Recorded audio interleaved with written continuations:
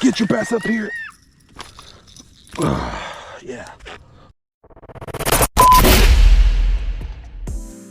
Fishing in the rain.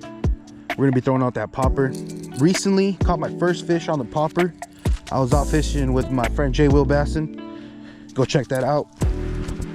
And it's pretty cool, man. I like the concept of this popper. It's an OG lure. Never really thrown it out much. Thrown it out a few times, but man, gotta say, we gotta try this lure out and test it out even more and more.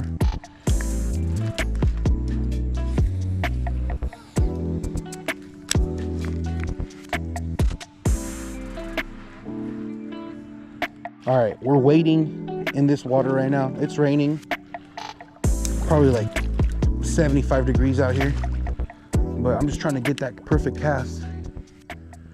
Get some room for that perfect cast. Is that you, baby? Yeah. Oh my God, this water stinks so bad. I'm lifting up all the mud here.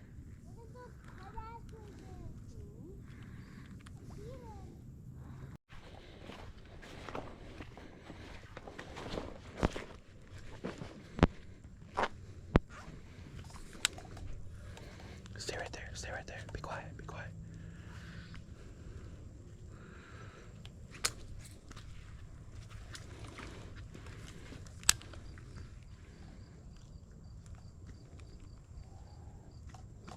Little nibble right here, right after the second cast.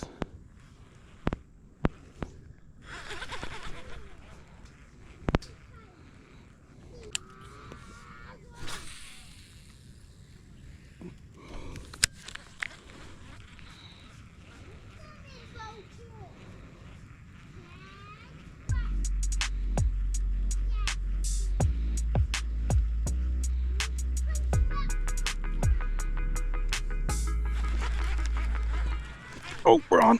Like a good one. Get your ass up here. Yeah.